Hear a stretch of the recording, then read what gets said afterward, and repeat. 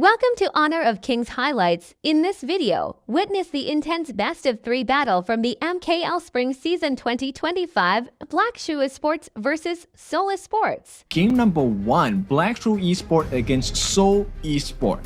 Of course, here's the game, ladies and gentlemen, boys and girls, between the champions of 2024. We've seen the best of Black Shrew Esports. We've seen an unfortunate side in terms of performance from Black Shrew Esports as well. But let's see how they fare up against Seoul Esports that has a very promising lineup here to start off their series. This time down mid, and Maihok this time has to back away. Massive amounts of damage here, and they want to go for the fight. BSC finally making their move. And a slay onto Junyoung as Young will find that opening and take advantage of it.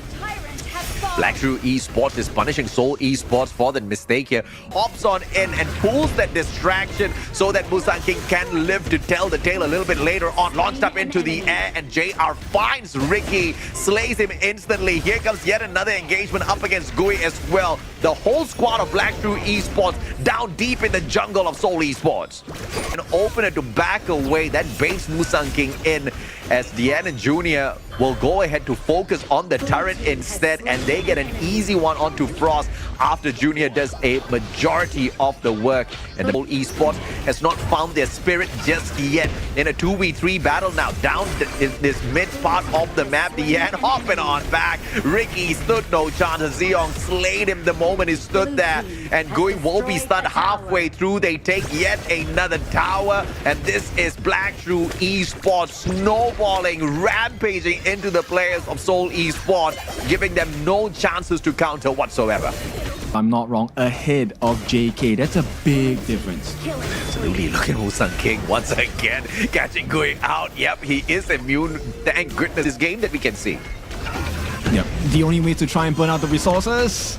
Oh my, and a fantastic launch sends Junyoung straight back onto the reset, shutting down Ricky as well. 2 players taken out of the equation, and they are looking for yet another JK with a preliminary engagement, and he's going to be forced back as well. The minion wave from the bottom side is going to allow them to take down the 3rd tower down here at bot. Frost can't do much without going as he hops on back in here. That immunity allows him to survive longer, but not to save his turret.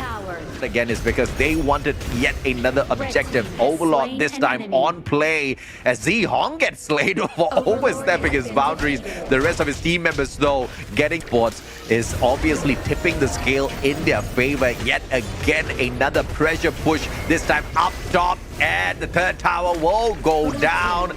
And this is just an all-out exposed side on the side of Seoul Esports. They're desperately trying to save their crystal. The question is, how long can you survive? Not long at all. Gui once again tagged up, immune for a second, but he will get shut down. Look at that kick up again, and the crystal being teased. Black Shrew Esports on the back foot as now they chase them back. Overstepping, but not punished. Has slain an enemy. Yeah, difficult situation here. Musang King gonna be taken out, and now you can start to see why BSC kind of struggled through qualifiers. Non-existent. The crystal is wide open. One more push is all we need on the side of Black Shrew Esports. They restore control around the map because they have mega minions all across on all 3 lanes. Shadow Tyrant gonna be secured by JR, and this could be the final killing blow. Yeah, extra speed on the side of BSC as well if they needed any extra bumps. Gui trying to get away, will be able to survive for the time being. Musang King right on his head, and he slays him where he stands. JK trying to make a comeback here, but the crystal loses its life, and that is about it as Black Shrew Esports secures an easy game 1 against Seoul Esports. It was just a one-sided dominant run, kid.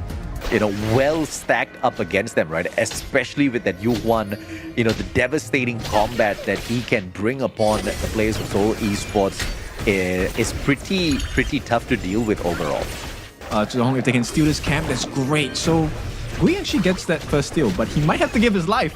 Oh, and Gui, opportunity to run away with Ricky's help, but unfortunately, that one is brought to a very quick end. Now Ricky with the overextension, looking to be cheeky up against Xiang, but This one could be over before it even started. The end launched up into the air, but here comes Musang King to jump on in, launches Junyoung up into the air, and JR shows him who's boss, and now pushing on forth. They just need to clear out this minion wave first, and this first tower could potentially be under a lot of trouble. It's a 3v1. JK has no standing here. JR pushing him back will slow him down as well so that those minions can stand a little bit longer, but the defensive play from JK, mechanical supremacy to stay alive long enough for that backup to appear, saves their tower. Not at all, my friend. Ricky and Gui. Cheeky, but Gui makes one mistake. But can he defend himself? Beautiful defense. Will keep it back up. Untargetable. And Maihok steps away from the damage, surviving the onslaught. Musang King back in there, and they catch him as well, shutting down Gui in the process. They kill the jungler. There is no smite if BSC wants to go, but Zhihong, oh. This is a game over for Zhihong, but it's a consolation prize, if anything, for the side of Seoul Esports, because that elimination of Zhihong pretty much does nothing. It doesn't really open up the space for them. Junyoung and JK, they are opting for a potential steal, but Musang King says no. Like you pointed out, they're not going to be able to fight that away from him. Oh my god, that was signature Xiang there. With the flash and the truth mantra, that's exactly what we expect out of this Dharma play, right? Yeah, I think they might have to give up the T1 on the bot, on the side of BSC, right? They're going for the kill on the top. On the top indeed, and it's a 2v1. Frost will be frozen in action. Diane from the back, and it looks like JR's looking for that finisher. Frost stands no chance. Backup's nowhere close enough. And it will be JR that claims his life, and they push on up forth, pretending nothing happened there. Very smartly sidestepping the shot from JR to play this safe. Minion wave coming up forth once again, and here comes BSC targeting yet another tower on the side of Seoul Esports. Oh, nice kill. They pick out the healer, so Dian is actually taken out of picture. JR doesn't need to commit the flash at this point. So it's a good defense by Seoul Esports, but they can't overcommit, right? There's still pretty significant ultimates available for the side of BSC, namely the Xiang Truth Mantra. But Seoul Esports, because they got the kill, right? And now there's no ultimates for Zhihong, this is a good time to take that Shadow, that Overlord. It's not even Shadow Overlord yet. Yeah, they can't fight now. Seoul Esports, if they take a fight now, it's a horrible decision. Musang King and JR both have the Crimson buff, true damage and burning damage. Well, here comes Xiang looking for that engagement once again. Ricky is going to get caught out. Going on down deep in the crowd of Black Shrew Esports players. And he's just going to be swallowed up whole. JK backs away. And here comes the minion wave as well. And T3 down mid is going to be smashed right there by Team BSC, making it look like they barely broke a sweat. They can try. At this point, oh, here comes the catch by Xiang. He's going to try and force them out. Pushing down two lanes both at the same time is going to be Xiang taking on the one and only Frost in a 1v1 together with all of those minions. It just seems to be mission impossible for Seoul Esports. And now the Crystal wide open. T3 down at bot is going to be smashed as well. Seoul Esports, one more tower left, and the Crystal is open for the taking. BSC teasing them at this point.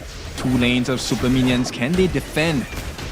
Well, answer is absolutely not. Gets knocked back as well. Launched in the air, but Xiang manages to get out of harm's way. Musang King finds the slay onto Frost. JK stepping on back, but look at the Crystal being eaten away. Black Shrew Esports ends it 2-0. Easy game. BSC, this is the level of proficiency we have expected from them. I mean, it's a wonder why they didn't qualify this year. But let's see. BSE. Day one, first series of the day, clean 2-0. I mean, this is the result that we expected. Seoul Esports, they tried their best. We have to give them some props. They did try to put up a valiant fight against BSC, but what do you do? It's Musang King, it's Xiang, it's JR, it's the superstars. Yeah, I mean, it was a superstar lineup. It was superstar-worthy level of play. I think they maneuvered around the battlefield so easily, so smoothly, barely breaking a sweat.